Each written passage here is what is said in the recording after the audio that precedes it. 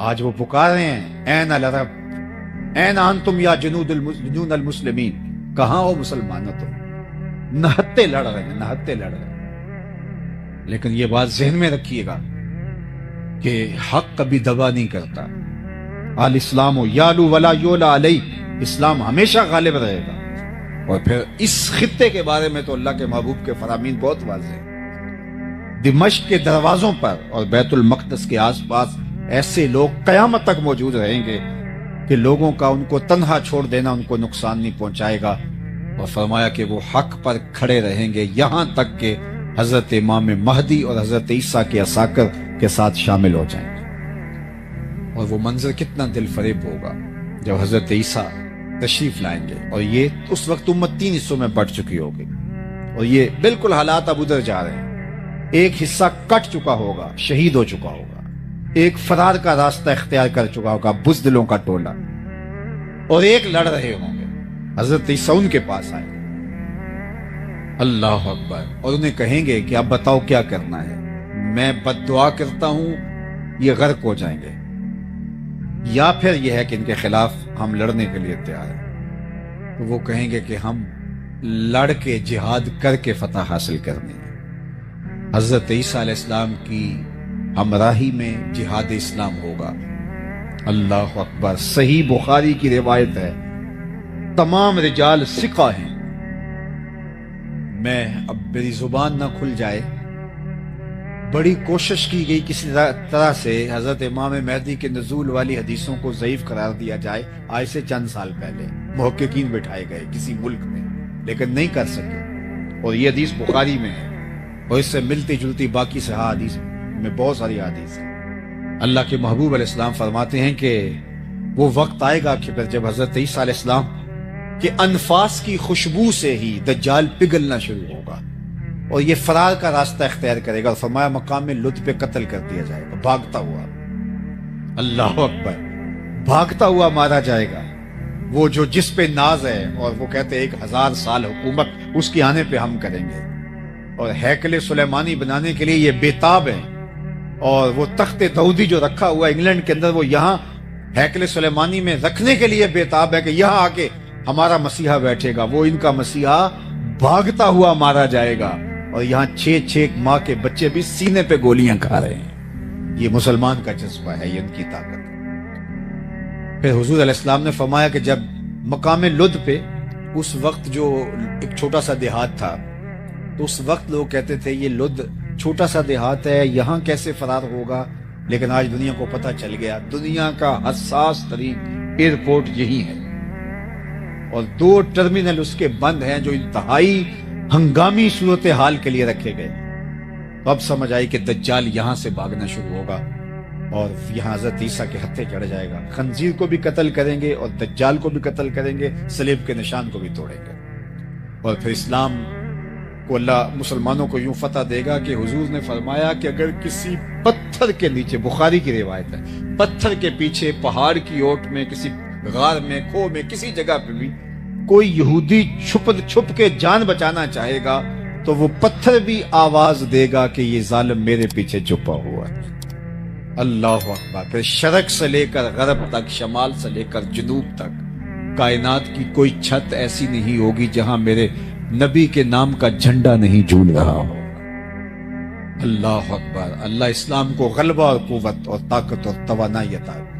اور میرے اور آپ کے آقا و مولا نے فرمایا والذی نفسی بیدہ لینزلن عیسی ابن مریم ثم لئن قام علی قبری فیقول یا محمد لاجیبنہ۔ فرمایا مجھے قسم ہے اس رب کی جس کے قبضے میں میری جان ہے، عیسیٰ ابن مریم آئیں گے، یہ سارا کام مکمل کرنے کے بعد حضور کی بارگاہ میں حاضر ہوں گے، حضور کے روضہ انور کے پاس۔ جب کام جرنیل مکمل کر لیتا ہے تو پھر سیلوٹ کرتا ہے اپنے باس کو، تو حضور کی خدمت میں جائیں گے۔ لَيَنزَلَنَّ عِيسَىٰ ابْنُ مَرْيَمَ ثُمَّ لَئِن قَامَ عَلَىٰ قَبْرِي، پھر وہ میری قبر پہ، میرے روزے پہ آئیں گے۔ فَيَقُولُ يَا مُحَمَّدْ، اور قبر پہ کھڑے ہو کے مجھے یا محمد کہہ کے آواز دیں گے۔ لَأَجِيبَنَّهُ، فرمایا قسم ہے رب کی میں قبر سے آواز دوں، اس کی آواز کا جواب دوں۔ اللہ اکبر، وہ منظر اللہ نے نصیب کرنا ہے. دعا کرو اللہ ہماری نسلوں کو امام مہدی کے ذاکر میں شامل کرے، حضرت عیسیٰ کے لشکروں میں شامل کرے. بلکہ حضور نے فخر سے فرمایا وہ وقت کیسا ہوگا جب عیسیٰ ابن مریم آئیں گے لیکن امام تم سے ہوگا. جب آئیں گے تو تازہ غسل کی طرح قطرے ٹپک رہے ہوں گے آپ کے وجود سے، اور اقامت ہو چکی ہوگی، فجر کی نماز کا وقت ہوگا. حضرت عیسیٰ علیہ السلام جو ہیں وہ آئیں گے تو حضرت امام مہدی انہیں کو اشارہ دیں گے کہ آپ آئیں نماز پڑھائیں، تو وہ کہیں گے نہیں آپ ہی پڑھائیں. تو یہ واقعہ بیان کرنے کے بعد حضور نے فرمایا وہ وقت کیسا شاندار ہوگا جب ابن مریم آئیں گے لیکن امام تم سے ہوگا. اللہ اکبر. اللہ نے تو اللہ کی بارگاہ میں یہ دعا کرو کہ ہمیشہ حق اور حقانیت کے ساتھ ہمیں کھڑا ہونے کا جذبہ عطا کر دے. تو ام المومنین نے کہا کہ آپ کا رب آپ کو کبھی بھی پریشان نہیں ہونے دے گا، اس لیے کہ آپ کے اندر یہ وصف ہیں. یہ نمایاں 6 وصف ام المومنین نے بیان کیے. آئیے میں اور آپ دیکھیں، اپنے اندر اتر کے دیکھیں. میں یہاں اگرچہ ممبر پہ بیٹھا ہوں لیکن میں اپنے اندر اتر کے دیکھوں. میرے اندر یہ اوصاف ہیں، ان اوصاف کا کوئی حصہ ہے، اگر ہے تو مجھے مبارک ہو. آپ بھی یہاں بیٹھے بیٹھے اپنے اندر اتر کے دیکھیں کہ ان 6 اوصاف کو، جو بڑے نمایاں واضح کھلے وصف ہیں میرے حضور علیہ السلام کی سیرت کے، جو حضور سیدہ خدیجۃ الکبریٰ برجستہ بیان کرتی ہیں، یہ اوصاف ہمارے اندر موجود ہیں. اگر موجود ہیں تو آپ کو مبارک ہو، اور اگر نہیں تو میں آپ کو ملامت نہیں کرتا، اور میرے میں نہیں ہے تو آپ مجھے ملامت نہ کیجیے. ہم آج سے عزم کر کے یہاں سے اٹھیں کہ یہ 6 وصف اپنے اندر پیدا کرنے کے لیے جد و جہد کریں گے. پھر سن لیجئے، اِنَّكَ لَتَصِلُ الرَّحِمَ، آپ صلہ رحمی کرتے ہیں. دوسرا وصف وَتَصْدُقُ الْحَدِيث، آپ ہمیشہ سچ بولتے ہیں. وَتَحْمِلُ الْكَلَّ، جس کا کوئی بوجھ اٹھانے والا نہیں اس کا بوجھ آپ اٹھاتے ہیں. وَتَقْسِبُ الْمَعْدُومَ، اور جس کا کوئی کمائی کرنے والا نہیں اس کی ضرورت آپ پوری کرتے ہیں. وَتَقْرِ الضَّيْفَ، اور اونچے درجے کے مہمان نواز ہیں.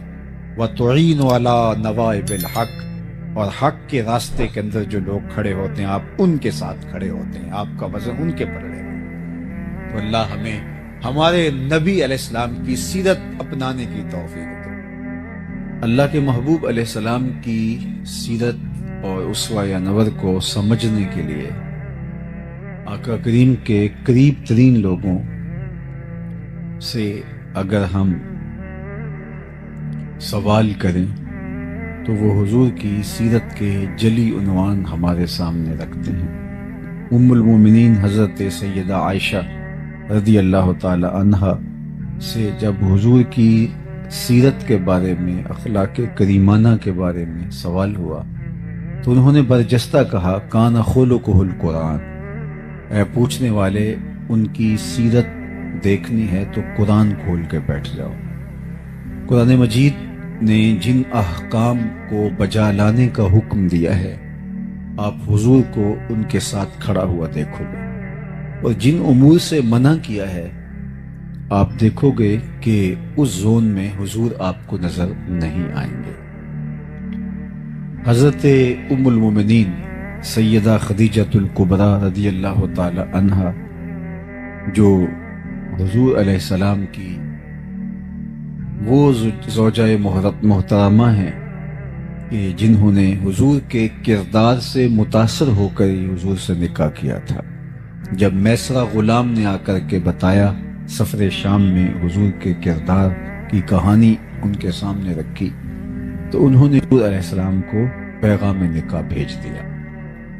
اب آقا کریم علیہ السلام کے ساتھ ان کی رفاقت کا ایک طویل عرصہ گزرا. تقریباً نکاح کے 15 سال بعد حضور علیہ السلام کے قلب اطہر پر نزول وحی جب ہوئی تو قرآن تو وہ ہے کہ اگر پہاڑوں پہ بھی اترے تو وہ بھی ریزہ ریزہ ہو جائیں. یہ تو حضور علیہ السلام کا قلب انور تھا جو اس کو سہار گیا، لیکن اس کا ایک احساس تھا. تو آقا کریم گھر پلٹے پہلی وحی کے نزول کے بعد، اور آپ کو ایسے تھا جیسے سردی لگ رہی ہو، تو کہا زملونی، مجھے چادر اوڑا دو. تو ام المومنین سیدہ خدیجۃ الکبریٰ رضی اللہ تعالی عنہا نے حضور کے کندھوں پہ چادر ڈال دی اور آقا کریم نے فرمایا مجھے اندیشہ یہ جاں ہے، تو فرمایا کہ آپ کا رب آپ کو کبھی بھی ضائع نہیں ہونے دے گا۔ کیوں؟ اس کی وجہ بیان فرمائی اور برجستہ بیان فرمائی۔ بخاری میں ہے، باقی کتب حدیث میں ہے، اہل سیر نے اس پر تفصیل سے لکھا۔ 5 یا 6 کلمات انہوں نے ارشاد کیے۔ کلا واللہ ما یخزیک اللہ ابدا، سب سے پہلے تو انہوں نے حضور کو تسلی دیتے ہوئے کہا کہ ایسا ہرگز نہیں، آپ کا رب آپ کو کبھی بھی ضائع نہیں ہونے دے گا۔ کیوں؟ انک لتصل الرحم، آپ صلہ رحمی کرتے ہیں، رشتہ داروں کے ساتھ سلوک اچھا کرتے ہیں۔ تو جو رشتہ داروں کے ساتھ سلوک اچھا کرتا ہے تو یہ پہلا امتحان ہے کسی شخص کا۔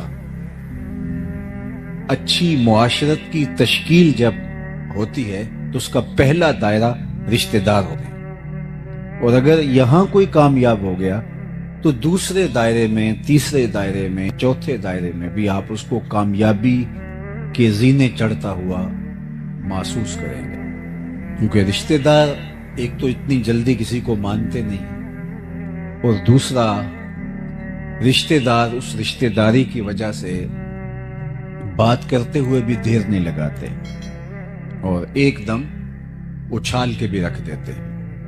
یہ تو کوئی ہوں گے کہ جو اس بات کا خیال رکھیں، لیکن عمومی طور پہ رشتہ داروں کے رویے بہت تلخ ہوتے ہیں اور بہت کھردرا انداز ہوتا ہے۔ ہمارے ہاں یہ جو شریکہ برادری کا تصور ہے، تو حالانکہ شریک تو شرکت سے نکلا ہے، لیکن بہرحال یہ کسی اور مفہوم میں اپنا راستہ بنا گیا، اور عمومی طور پہ رشتہ داروں کے رویے ناہموار اور غیر مناسب ہوتے ہیں، اور انسان کو بھی غصہ زیادہ آتا ہے، یہ تو میرے اپنے ہیں، انہوں نے میرے ساتھ یہ سلوک کیوں کیا، تو تلخی بھی زیادہ بڑھتی ہے۔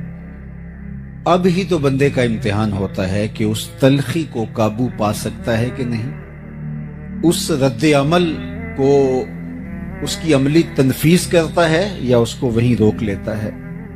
تو یہ بندے کا سخت امتحان ہوتا ہے، اور اللہ بندوں سے امتحان لیتا ہے، اور یہ سب سے پہلا دائرہ ہے انسان کے ارد گرد معاشرت کا دائرہ۔ اس لیے میرے اور آپ کے آقا مولا نے فرمایا کہ جو یہ چاہے کہ اس کی عمر میں برکت ہو اور رزق میں اضافہ ہو، وہ رشتہ داروں کے ساتھ سلوک اچھا کرے۔ اگر کوئی شخص اپنے رشتہ داروں کے ساتھ رویہ اچھا رکھتا ہے تو اس کی عمر میں بھی برکت ہوتی ہے اور رزق میں بھی اضافہ ہوتا ہے۔ امتحان بھی بہت بڑا ہے، لیکن نتیجہ بھی دنیا اور آخرت میں اللہ تعالیٰ اس کو عطا فرماتا ہے۔ اب رشتہ دار کے تلخ رویوں کے باوصف ان کے ساتھ اچھا سلوک، یہ کسی شخص کا پہلا امتحان ہے جب وہ معاشرے میں اترنے لگتا ہے، چونکہ اس کا پہلا دائرہ ہی یہی ہوتا ہے۔ تو ام المومنین نے حضور کا جو نمایاں وصف بیان کیا وہ یہ تھا، انک لتصل الرحم، آپ صلہ رحمی کرتے ہیں۔ چونکہ بیوی سے بڑھ کر کون جانتا ہے کہ میرے شوہر کے دل میں رشتہ داروں کے لیے کیا جذبات ہیں۔ تو یہ بات ام المومنین نے برجستہ حضور علیہ السلام کے لیے کہی، اور پھر آپ حضور کی ساری زندگی دیکھ لیں، رشتہ داروں نے جو کچھ کیا، تبا لک ہنالک سائر الیوم لہذا جمعتنا، معاذ اللہ حضور شہادت کی انگلی اٹھا کے باز کرتے تھے، اور جس نے اس پر آوازہ کسا وہ رشتے میں چچا لگتا تھا۔ تو اس کے جواب میں قرآن نے کہا تبت یدا ابی لہب و تب، تیرے دونوں ٹوٹ جائیں، لیکن یہ پہلے جملہ چچا نے کہا تھا۔ راہوں کے اندر گڑے چچا کھودتا تھا، سکی چچی جو تھی وہ ام جمیل جنگل سے لکڑیاں کاٹ کے لاتی کانٹے دار، اور جن راہوں سے حضور نے گزرنا ہوتا ان راہوں میں بچھا دیتی۔ عقبہ بن ابی معیط اپنے گھر کا سارا کوڑا اٹھا کے حضور علیہ السلام کے دروازے کے سامنے پھینک جاتا۔ آقا کریم علیہ السلام کے گلے کے اندر کپڑا ڈال کر کے تاؤ بھی اسی نے دیے تھے۔ حالت سجدہ میں حضور علیہ السلام پر اوجھ نہ ڈالی گئی۔ تو یہ کتنا دردناک رویہ تھا، اور یہ سب کچھ کیا تھا رشتہ داروں نے۔ آج اللہ کے محبوب جب مکے میں فاتح بن کے داخل ہوئے تو سب تھر تھر کانپ رہے تھے. 10,000 اصحاب حضور کے ہمراہ تھے. انہیں یہ تھا کہ آج تو ہماری گردنیں اڑ جائیں گے. آقا کریم نے سب کو جمع کر کے کہا بتاؤ میں تمہارے ساتھ کیا سلوک کروں. تو انہوں نے سوچا کہ چلو ہمیں شہر بدر کر دی جائے لیکن جان بخشی ہو جائے. تو کہا آپ کریم باپ کے کریم بیٹے ہیں, ہم آپ سے خیر کی توقع رکھتے ہیں. اور ان کو یہ تھا کہ چلو جان بخشی ہو جائے چاہے شہر سے نکال دیں.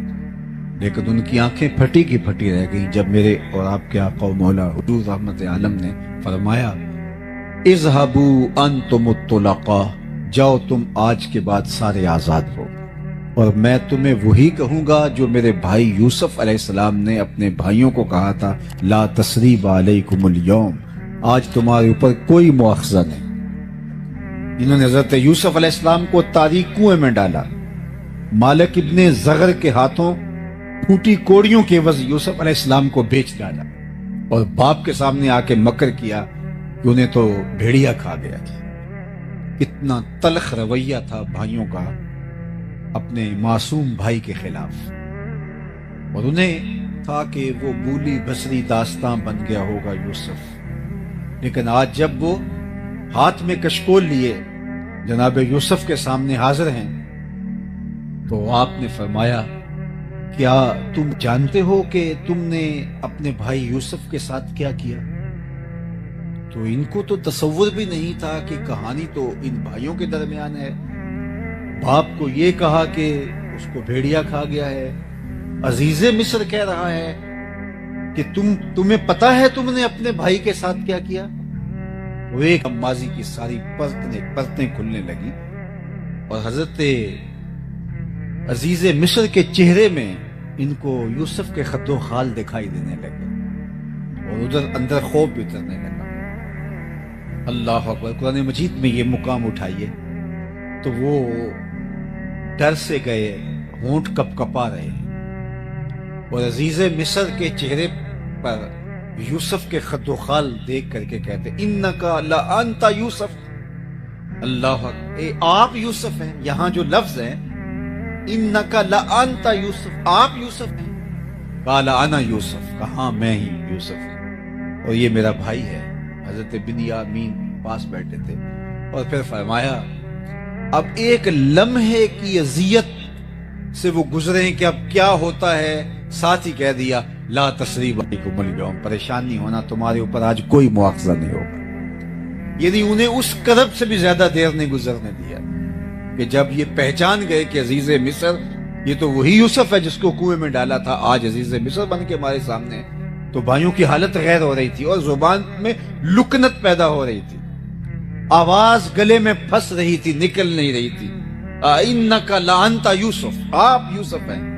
اللہ اکبر.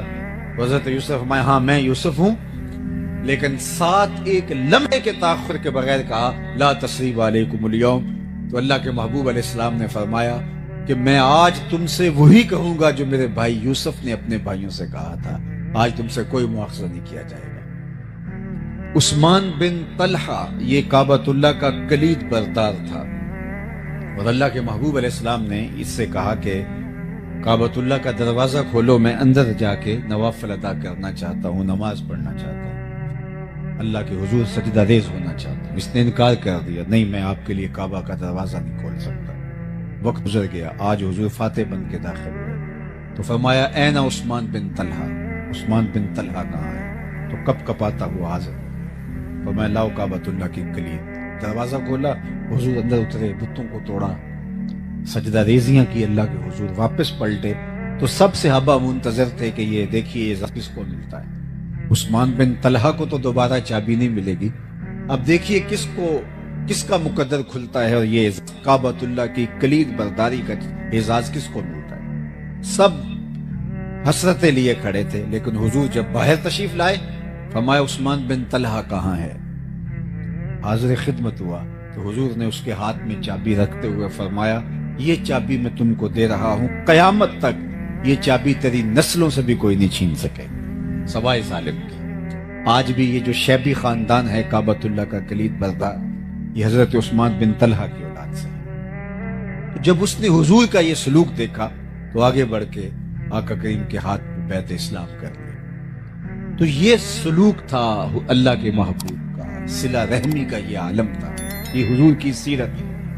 ہم چھوٹی چھوٹی بات پہ کہتے ہیں اگر تم ایک بات کرو گے تو ہم 10 باتیں کریں گے، ایک قدم پیچھے ہٹو گے تو ہم 10 قدم پیچھے ہٹیں گے، تم اگر پتھر مارو گے، اینٹ مارو گے تو ہم پتھر اٹھا لیں گے۔ تو یہ تو کوئی بات نہ ہو، یہ تو ہم اس سے آگے بڑھ گئے۔ تم جو کرنا ہے کر لو، ہم اپنے رویے سے نہیں ہٹنے کے، ہم اپنی عادت خیر کو چھوڑنے کے نہیں۔ ایک بزرگ وضو کر رہے تھے پانی کنارے، تو ایک بچھو تھا جو ایک درخت کی ٹہنی پر پانی کے بہاؤ پہ جا رہا تھا، اور کبھی کوئی تیز جو ہے وہ لہر آتی تو وہ ڈوب جاتا، پھر اپنے آپ کو بڑی ہمت سے اس لکڑی کے ساتھ آ کے وابستہ کرتا۔ تو ان کے دل میں رحم جاگا، تو ہاتھ ڈال کر کے اس کو باہر نکالنے کی کوشش کی، تو اس نے اپنی فطرت کے مطابق ان کے ہاتھ پہ ڈنگ مار دی۔ درد ہوا تو ہاتھ جھٹکا اور پھر گر گیا، پھر دوبارہ اس کو نکالنے کے لیے ہاتھ ڈالا تو پھر اس نے ڈنگ لگا دیا۔ یہ 7 مرتبہ ہوا۔ تو پاس کھڑے ان کے جو شاگرد تھے انہوں نے کہا حضرت یہ اتنا نصیب ہے کہ ہر بار آپ کو ڈنگ مارتا ہے اور آپ پھر بھی مصر ہیں اس کو نکالنے کے لیے۔ تو فرمایا کہ اس کے پلے ہے یہ، جب وہ اپنی بری خصلت سے باز نہیں آتا، میں اپنی اچھی عادت سے باز کیسے آ جاؤں؟ جس کے پاس جو ہوگا وہ وہی دے گا۔ الاناء یترشع بما فیہ، عربی کا مقولہ ہے برتن سے وہی ٹپکتا ہے جو برتن کے اندر۔ اگر آپ کے ساتھ میرے ساتھ کوئی رویہ اچھا نہیں رکھتا، اس کا سلوک اچھا نہیں ہے، تو ہم یہ نہیں کہیں گے کہ اچھا اگر تو 1 قدم بڑھا ہے تو میں 10 قدم اور جو ہے وہ تیرے معاملے میں اتنی ہی برائی میں تیرے ساتھ بڑھ جاؤں گا۔ یہ تو پھر ہم اس سے آگے بڑھ گئے نا۔ ہم کہیں گے نہیں، تجھے بھی ایک دن جیت لیں گے محبت کے زور پر۔ سل من قطعک واعط من حرمک، اللہ کے محبوب نے فرمایا جو تم سے تعلق توڑے تم اس سے تعلق جوڑو، اور جو تمہیں محروم رکھے تم اس کی جھولیاں بھر دو۔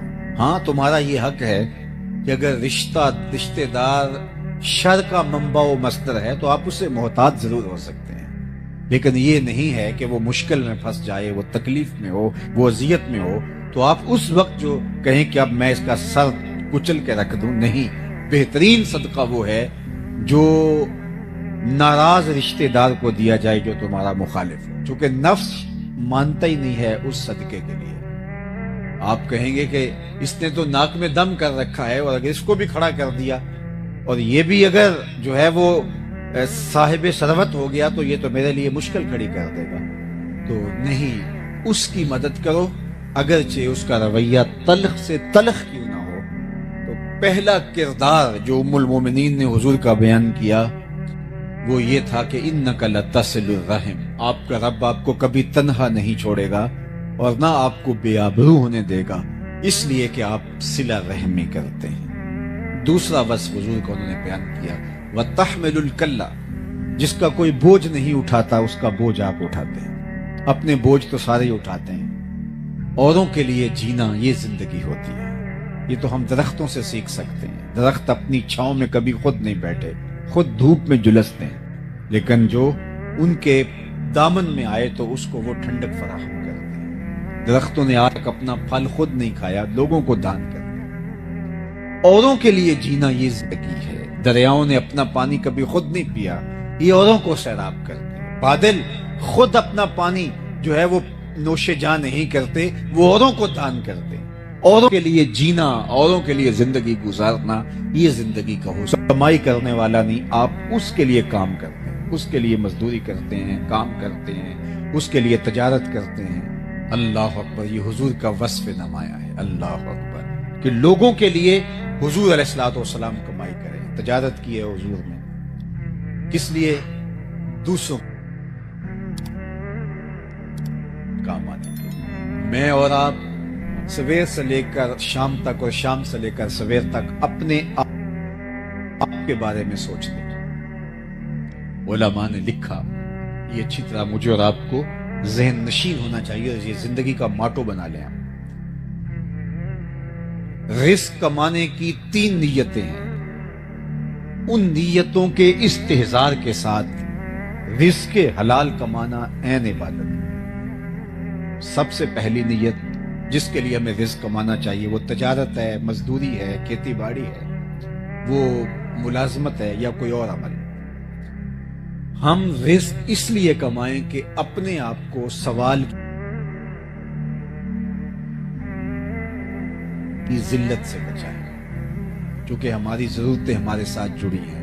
اس بدن کو 2-3 وقت کھانا چاہیے، گرمی اور سردی کے لیے لباس چاہیے، سر ڈھانپنے کے لیے چھت چاہیے، گھر چاہیے، بیمار پڑ جائیں تو دوائی چاہیے، یہ ہماری ضرورتیں ہیں۔ تو اگر ہم خود نہیں کمائیں گے تو ہمیں ان ضرورتوں کو پورا کرنے کے لیے کسی کے آگے ہاتھ پھیلانا پڑے گا۔ تو اس لیے رزق کمایا جاتا ہے کہ اپنے آپ کو سوال کی ذلت سے بچایا جائے۔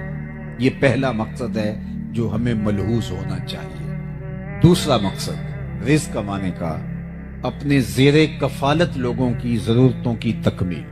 وہ بوڑھے ماں باپ ہیں، وہ اولاد ہے، بیوی ہے، یا آپ کے بہن بھائی آپ کے زیر کفالت ہیں، تو ان کی ضرورت، ان کی خوراک کی ضرورت، ان کی طبی ضرورت، ان کی تعلیم کی ضرورت اور ان کی دیگر ضرورتوں کی تکمیل۔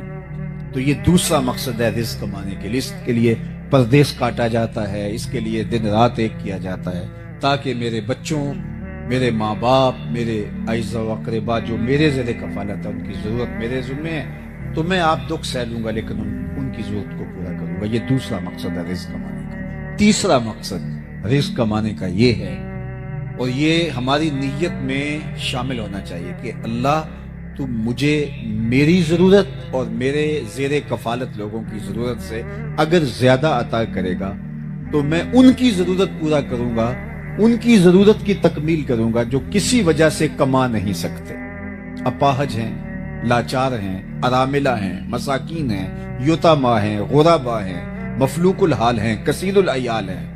کوئی بھی سبب ہے جس کی وجہ سے ان کی ضرورتیں پوری نہیں ہوتی، تو اللہ میں اس لیے رزق کما رہا ہوں کہ اگر تو میری اور میرے زیر کفالت لوگوں کی ضرورت سے تو مجھے زیادہ دے تو میں ان کی ضرورتوں کو پورا کروں گا۔ یہ 3 نیتوں کے ساتھ اگر ہم رزق حلال کمائیں تو وہ عین دین۔ اگر چوتھی نیت جڑ گئی کہ میں معاشرے میں نمایاں ہو جاؤں گا، اپنے رشتہ داروں میں تفاخر کر سکوں گا، تو پھر بھی بے برکتی اتر آئے گی۔ اور اگر اس رزق کے ذریعے سے عیش و عشرت کروں گا، اپنی ناجائز خواہشات کی تکمیل کروں گا، یہ تو خیر بدترین صورتحال ہے۔ صرف تفاخر کروں میں باقی رشتہ داروں کے اندر بھی، میاں میں تم سے امیر ہوتا ہوں، اور میں ان پر تفوق کا اظہار کر سکوں، یہ بھی نیت میں کہیں چھپا ہوا، تو وہ رزق آپ کو بے چین کر دے گا، سکون نہیں آنے دے گا، اور وہ رزق جو ہے وہ پھر دنیا کا مال بن کے رہ جائے گا جو تمہارے لیے بہت کڑے اور سخت حساب کا ذریعہ ہوگا۔ تو صرف 3 نیتیں ہمارے ساتھ جڑی ہونی چاہیے۔ اللہ مجھے رزق دے، میں اپنی ضرورت کو پورا کروں، میں اپنے بچوں کی، اپنے زیر کفالت لوگوں کی ضرورت کو پورا کروں، اور اگر تو مجھے میری اور میرے بچوں کی ضرورت سے زیادہ عطا کرے تو پھر میں معاشرے کے ان لوگوں کی ضرورت کو پورا کروں جو کسی وجہ سے اپنی ضروریات کی تکمیل نہیں کر پاتے۔ یہ ہیں 3 نیتیں۔ ان نیتوں کے ساتھ جو تاجر اپنے ٹھیے پہ بیٹھ کے مزدوری کرتا ہے تو بظاہر وہ کوئی یہاں ممبر پہ بیٹھ کے واز نہیں کر رہا، لیکن کیا کہا؟ التاجر الصدوق الامین مع النبیین یوم القیامہ، وہ سچا تاجر قیامت کے دن پیغمبروں کے ساتھ اٹھایا جائے۔ کتنی بڑی بات، چونکہ اس کی نیت میں فرق نہیں ہے، اس کی نیت صرف یہ 3 چیزیں، اور اگر اس کی نیت پھیل گئی، آگے بڑھ گئی اور وہ شر کے زمرے میں آتی ہو تو پھر سب کچھ برباد ہو گیا۔ اس طرح وہ مزدوری کرتا ہے تو الکاسب حبیب اللہ، وہ مزدوری کرنے والا اللہ کا حبیب ہے، یہاں تک کہ جو اس کو تھکن لگتی ہے مزدوری کرتے ہوئے، کاروبار کرتے ہوئے، حتیٰ کہ ذہنی تھکن ہوتی ہے اس کو جو کاروباری مصروفیات کی وجہ سے، لوگوں کے تلخ رویے ہیں کاروبار میں سہنے پڑتے ہیں، تو اس کا بھی اللہ اس کو اجر عطا کرتا ہے۔ بلکہ کاشتکار ہے تو اس کی فصل سے جو چڑیاں چگ کے لے جاتی ہیں، اللہ اس کو بھی اس کے نامہ اعمال میں صدقے کے ثواب کی صورت میں لکھتا ہے، اس لیے کہ اس کی نیت کا خلوص جو ہے اس کو کہاں سے کہاں لے جاتا ہے۔ تو یہ 3 نیتیں میرے ساتھ اور آپ کے ساتھ جڑی رہنی چاہیے۔ میں مختلف اداروں میں بھی جانا ہوتا ہے، یونیورسٹیز میں بھی، کالجز میں بھی، تو وہاں بچے ڈاکٹر بن رہے ہیں، انجینئر بن رہے ہیں، تو ان کو کہتا ہوں کہ یہ ابھی سے اپنی نیت میں شامل کر، یہ ٹھیک ہے۔ بہت سارے لوگ پردیس میں جاتا ہوں تو وہاں بھی میں دوستوں کو کہتا ہوں ایک ایک خاندان کو اٹھاؤ، دو دو خاندانوں کو اٹھا دو۔ ایک گلی کے اندر 10 سے 15 گھر ہوتے ہیں، تو ان میں سے عموماً متوسط لوگ ہوتے ہیں، تو 2 یا 3 گھر غریب ہوتے ہیں، باقی 2-4 گھر امیر ہوتے ہیں، باقی متوسط ہوتے ہیں۔ اگر ہم صرف اپنی گلی کو اپنے ذمے لے لیں کہ ہم اپنی گلی میں کسی کو بھوکا نہیں سونے دیں گے، اس گلی کے غریب لوگ ہمارے ذمے ہیں، ان کے بچوں کی تعلیم ہمارے ذمے، ان کی شادیاں ہمارے ذمے، صرف ایک ایک گلی کو اپنے ذمے ہم لے لیں تو ایک اچھا صالح پاکیزہ معاشرہ جو ہے وہ تشکیل پاتا ہے۔ لیکن جب ہم خود غرضی کی زندگی گزاریں گے تو پھر معاشرہ اسی طرح کا ہوگا جس طرح اس وقت پایا جاتا ہے۔ اور ہمارا دین صرف ہمیں سجدے کرنے کی تلقین نہیں کرتا، ہمارا دین ہمیں ہمسایوں کا خیال رکھنے کی تلقین بھی کرتا ہے۔ میرے اور آپ کے آقا و مولا نے فرمایا اس قدر مجھے ہمسایوں کے حقوق کے بارے میں تاکید کی گئی کہ مجھے لگا کہ وہ وراثت میں حقدار نہ ٹھہرا دیا جائے۔ اور ہم نے تو یہ پڑھا ہے کہ اگر ہمسایہ بھوکا سو جائے تو 40 دن نمازیں قبول نہیں ہوتی۔ یہ ہمارا دین ہے۔ میرے اور آپ کے آقا و مولا نے یہاں فرمایا اپنے گوشت کی خوشبو سے غریب ہمسائے کو تکلیف نہ دو، یا تو تھوڑا پانی زیادہ ڈال لو اور شوربے کی پیالی ہمسایوں کے گھر بھی بھیج دو۔ اور اگر ایسا نہیں کر سکتے تو ایسے زاویے میں، ایسے وقت میں، ایسی جگہ پہ اس کو پکاؤ کہ غریب تک اس کی مہک نہ پہنچ سکے۔ بچے تو بچے ہیں، ضد کر بیٹھے تو ان بچوں کی ضد کو کون پورا کرے گا؟ پہر کو صلا دیتی ہے بچوں کو وہ اس ڈر سے گلی میں پھر کھلونے بیچنے والا نہ آ جائے۔ اپنی دولت کی نمائش نہ کریں کہ لوگ اذیت میں مبتلا ہو جائیں۔ میں نے تو فقہا سے یہ بھی جو ہے وہ سنا ہے کہ آپ حج اور عمرہ کر کے آتے ہیں تو اس کی بھی بار بار لوگوں کو باتیں نہ سنائیں کہ غریب آدمی اس سے بھی جو ہے وہ اذیت میں آئے گا کہ میرے پاس بھی یہ چیزیں ہوتی تو میں بھی جو ہے وہ چلا جاتا، تو وہ بھی اذیت میں آ جائے گا۔ اس طرح کسی نے کہا تھا امیر آدمی آسائش نہ چھوڑے نمائش چھوڑ دیں تو غریبوں کی جان سوکھی ہو سکتی ہے۔ تو ہمیں ان 3 نیتوں کے استحضار کے ساتھ رزق کمانے کی تلقین کی گئی ہے۔ ہم اوروں کے لیے جئیں، اور جب ہم اوروں کے لیے جینا شروع کر دیتے ہیں تو پھر ہماری زندگی کے اندر جو طمانینت آتی ہے اس کو کسی ترازو پہ نہیں توڑنا جا سکتا۔ ہم ایسے جینا شروع تو کریں، ہم یہ سمجھیں کہ یہ ہمسائے کے بچے میرے بچے اور ان کی ضرورت میرے ذمے ہے اور یہ میرے ذمے ہیں، اور معاشرہ اس طرح کس طرح صالحیت کے سانچے میں ڈھل جائے گا۔ مساجد کی انجمنیں جو ہیں یہ صرف اپنا سارا زور مولوی صاحب کے اوپر نہ دیں کہ ان کو کس طرح ہم نے قابو میں رکھنا ہے، یہ پورے محلے کو دیکھیں کوئی غریب بھوکا تو نہیں سوتا، یہ ذمہ داری ہے اس کی، اس کے منصب کے اندر شامل ہے۔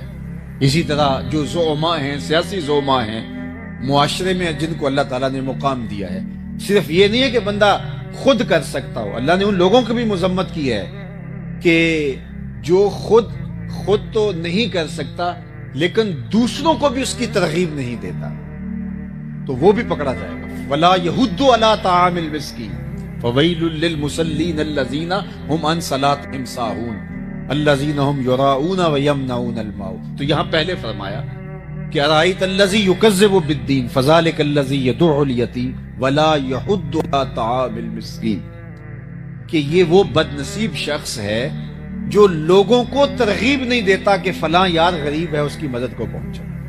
خود اس کے پاس دولت ہے، وہ تو بہت بڑے امتحان میں ہے، اس کو تو ڈھونڈ کر کے دینا چاہیے، لیکن وہ خود اس اہلیت میں نہیں ہے کہ وہ لوگوں کی مدد کر سکے۔ لیکن وہ لوگ جو غریب ہیں وہ اس کی نظر میں ہیں اور اس کا اثر ان پہ بھی چلتا ہے جو صاحب ثروت ہیں، تو وہ ان کو اگر نہیں کہتا، وہ کہتا ہے مجھے کیا لگے اور میں ان کا احسان اپنے اوپر کیوں لوں، ان کو ترغیب دے کہ ان کی مدد کرواؤں، مجھے کیا لگے۔ تو اللہ تعالیٰ نے سورہ الماعون کے اندر جہاں مذمت کی منافقوں کی، اس کی بھی کی کہ اس کی بدنصیبی کیا ہے، وَلَا يَحُضُّ عَلَىٰ طَعَامِ الْمِسْكِينِ۔ اور سورہ البلد کے اندر فرمایا أَلَمْ نَجْعَلْ لَهُ عَيْنَيْنِ وَلِسَانًا وَشَفَتَيْنِ وَهَدَيْنَاهُ النَّجْدَيْنِ فَلَاقْتَحَمَ الْعَقَبَةَ وَمَا أَدْرَاكَ مَا الْعَقَبَةُ فَكُّ رَقَبَةٍ أَوْ إِطْعَامٌ فِي يَوْمٍ ذِي مَسْغَبَةٍ يَتِيمًا ذَا مَقْرَبَةٍ۔ وہاں ارشاد ہونٹ دیے ہیں لیکن تو ان کے حق میں کیوں نہیں بولا تو نے ان کی غربت کی آواز دوسروں تک کیوں نہیں پہنچائی؟ تو یہ ہماری ذمہ داریوں میں شامل ہے کہ ہم اپنے اعتراف پہ غور کریں کہ کوئی بندہ اگر بھوکا مر گیا تو وہ بوجھ ہمارے ذمہ ہے، لیکن ہماری بے حسی، پوری دنیا کی بے حسی نے آج انسانیت کو خانوں میں بانٹ دیا ہے۔ بلکہ میں تو کہتا ہوں کہ جو الگ الگ اچھے اچھے ٹاؤنز بن رہے ہیں، یہ بھی غریبوں اور امیروں کی بستیاں الگ الگ ہو رہی ہیں۔ ڈیفنس میں اور طرح کے لوگ آباد ہیں، غریب محلوں میں اور طرح کے لوگ آباد ہیں، تو بستیاں الگ ہو رہی ہیں، لوگ امیر غریب ان کے اندر جو ہے وہ لمبی لکیریں کھینچی جا رہی ہیں۔ اور ہمیں جو زندگی دی گئی تھی وہ ترغیب کی زندگی دی گئی، تو اپنے لیے جینا کمال نہیں ہے، اوروں کے لیے کمال ہے۔ تو یہ حضور کا وصف نمایاں ہے جو ام المومنین نے بیان کیا، وَتَقْسِبُ الْمَعْدُومِ، جس کا کوئی کمائی کرنے والا نہیں، آپ اس کی کمائی کرتے ہیں۔ سیرت اس لیے نہیں ہوتی، یا میلاد اس لیے نہیں ہوتا، یا جلسہ اس لیے نہیں ہوتا، یا تقریر اس لیے نہیں ہوتی کہ میں تقریر کروں اور آپ نعرے لگاتے تھکے نہ، اور آپ کہیں کمال کر دیا، کبھی پھول پھینکے کبھی نوٹ پھینکے۔ یہ مجھے اور آپ کو بھولا ہوا سبق یاد دلانا ہوتا ہے، اپنے آپ کو بھی اور آپ کو بھی۔ مجھے اس سیرت کے عنوان سے اپنے لیے ڈھونڈنا ہے کہ میرے اور آقا و مولا جن پہ ہم درود پڑھتے ہیں ان کی تو زندگی یہ تھی، تو کیا میں ان کی زندگی کے کتنا قریب ہوں، میرے اندر کہاں تک ہے یہ، میں نے زندگی میں کتنے دکھیوں کو، کتنے دف حضرت عبد الرحمن 30,000 غلام آزاد کیے۔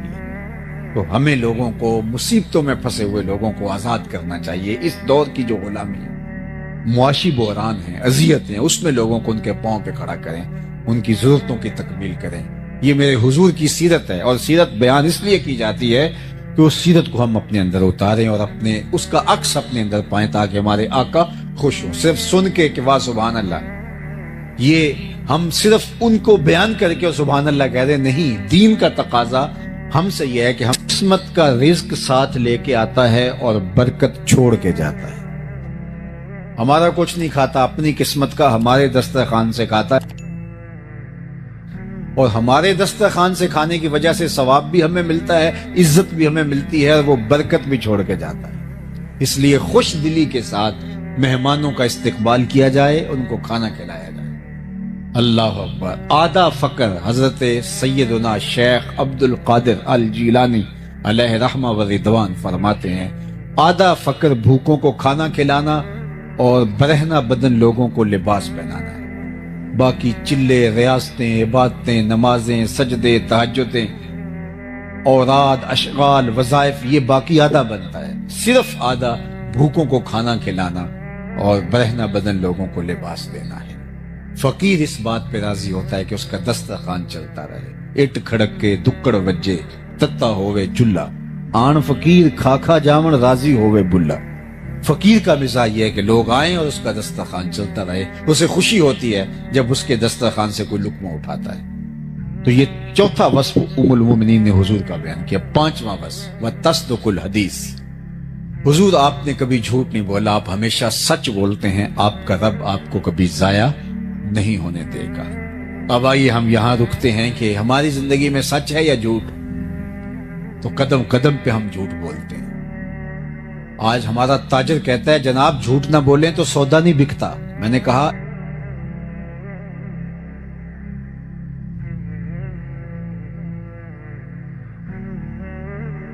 کیسے بیچ لیتے ہیں؟ وہاں تو جھوٹ کا کبھی گزر بھی نہیں ہوا، اور وہ معیشت میں کہاں سے کہاں ہے۔ یہ ایک عجیب فلسفہ تراشا کہ جھوٹ نہ بولیں گے تو سودا ہی نہیں بکے گا۔ جھوٹ تو نحوست ہے، جھوٹ تو معیشت کو کھا جاتا ہے، جھوٹ تو سکون کو برباد کر دیتا ہے، اور اللہ کے محبوب نے فرمایا یہ جہنم کی طرف لے جاتا ہے۔ اور سنو حضور نے کیا ارشاد فرمایا، جب کوئی شخص جھوٹ بولتا ہے تو اس کے منہ سے بدبو نکلتی ہے، جو عام لوگ تو نہیں سونگھ پاتے، لیکن اللہ کے نورانی اور حساس فرشتے اس کا احساس کرتے ہیں اور 1 میل پیچھے ہٹ جاتے ہیں۔ رحمت لانے والے فرشتے جھوٹ بولنے کی وجہ سے بدبو نکلتی ہے، اس سے 1 میل پیچھے ہٹتے ہیں، اور صبح سے لے کر شام تک جہاں جھوٹ ہی ہو تو فرشتے کتنے دور جا چکے ہوں گے۔ باپ بیٹے سے جھوٹ بولتا ہے، بیٹا ماں سے جھوٹ بولتا ہے، ماں بیٹی سے جھوٹ بولتی ہے، بیٹی اپنے بھائی سے جھوٹ بولتی ہے، بھائی اپنی بہن سے جھوٹ بولتا ہے۔ تو ایک گھر سے اتنے لوگ جھوٹ بول رہے ہوں تو وہاں تو بدبو بوکے پھوٹ رہے ہوں گے۔ تو رحمت کے فرشتے تو دور دور کہیں ہوں گے جنہوں نے رحمت لے کے آنی تھی. اب نحوست آ گئی, رحمت والے تو آ ہی نہیں سکتے. ہم نے کیا سمجھا کسی نے تعویذ ڈال دیے, کسی نے جادو کر دیا. ہم نے کیا سمجھا کسی نے ٹونا کر دیا, کسی نے بندش کر دی, اس لیے سب کچھ ہو رہا ہے. یہ ہم نے سوچا ہی نہ کہ جھوٹ کی وجہ سے بدبو پھیلی ہے اور رحمت کے فرشتے ہماری گلی سے بھی نہیں گزرتے. اور ہم گئے پھر بابوں کے پاس, اور وہ جھوٹ کا پلندہ تو پہلے یہ جھوٹ کا سامان لے کے گٹی باندھ کے بیٹھا ہوا تھا. اس نے کہا تم تو ویلے سے آ گئے ہو, اگر نہ آتے تو یہ تعویذ چل جانے تھے, ککھ نہیں رہنا تھا تمہارا اگر تم 2 دن لیٹ ہو جاتے. پھر ہر اتوار کو اس ملنگ, اس بابے, اس عامل کی جو ہے وہ کیا اس کو کہتے ہیں, ٹھیا کہہ لیں یا آج کل جو بھی لفظ بولتے ہیں, وہاں جا کے جو ہے وہ چوکی بھرنی پڑتی ہے. اور اتنے بد نصیب ہوتے ہیں, کوئی 3 سال سے نہیں نہایا, کوئی 4 سال سے غسل نہیں کیا, کوئی گالیاں بکتا ہے, کوئی جو ہے وہ بےہودگی پہ اتر آتا ہے. اور روز اخبارات کے اندر آپ دیکھتے ہیں کہ بابے نے کیا کرشمہ کر کے رکھ دیا, اور عزتوں سے کھیلنے والے یہ لوگ ہوتے ہیں. اور وہاں رش لگا ہوتا ہے, وہاں بھاگم بھاگ ہوتی ہے. کیوں جی؟ یہ ہمارا